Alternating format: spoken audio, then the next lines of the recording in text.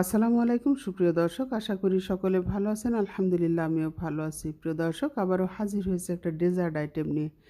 আজ আমি আপনাদেরকে এমন একটা ডেজার্ট আইটেম তৈরি করে দেখাবো, যেটা আপনারা যদি তৈরি করেন সেম প্রসেস ফলো করে, তাহলে আমার বিশ্বাস আমার মতো আপনাদেরও এই ডেজার্টটা খেতে মন চাইবে না, মন চাইবে যেন সাজিয়ে রেখে দেই। তো দর্শক, দেখতে যতটা সুন্দর, খেতে কিন্তু তারও বেশি মজা, কারণ পুরাটাই দুধ দিয়ে তৈরি। আশা করছি ভিডিওটা আপনাদের ভালো লাগবে। ভালো লাগলে একটু শেয়ার করে দিবেন যেন অন্যরা দেখতে পায়, অনুরোধ রইল। প্রিয় দর্শক, এখানে আমি গরুর দুধ জাল করে নিয়েছি, খুব ঘন করে নিয়েছি। নিয়ে এখন এখানে কনডেন্স মিল্ক দিচ্ছি। তো কনডেন্স মিল্ক দিলে দুধটা কিন্তু আরও বেশি ঘন হয়ে যাবে।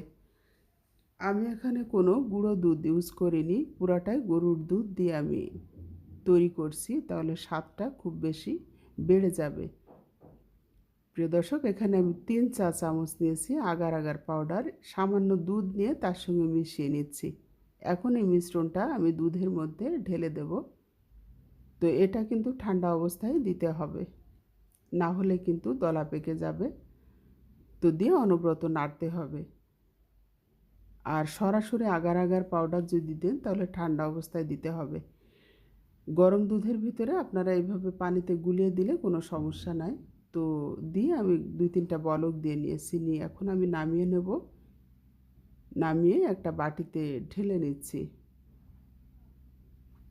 তো এই বাটির মধ্যে আমি পুরা মিশ্রণটা ঢেলে নিয়ে ঠান্ডা করে নিয়েছি। আর এরই মধ্যে আমার সেট হয়ে গেছে, দেখতে পাচ্ছেন। আর বাদবাকি দুধ, কিছুটা দুধ আমি আবারও জাল করে নিচ্ছি। আবারও আমি 2 চা চামচ পরিমাণ দিয়েছি এখানে আগার আগার পাউডার। এখন দিয়ে দিচ্ছি ফুড কালার। আমি রেড ফুড কালারটাই এখানে দিয়েছি। আপনারা যে কোনো ফুড কালার দিতে পারেন। তো যেহেতু দুধের সঙ্গে দিয়েছি সেজন্য দেখতেই পাচ্ছেন এটা লাল না হয়ে একটু পিঙ্কিশ কালার হয়ে গেছে, পিঙ্ক কালার ধরনের হয়ে গেছে। আপনারা চাইলে পানির সঙ্গে এই কাজটা করতে পারেন, তাহলে একদম টকটকে লাল হবে। তো আমার জাল করে নেওয়া হয়ে গেছে। প্রিয় দর্শক, এখন আমি এটা একটু ছুরি দিয়ে আলগা করে দিলাম।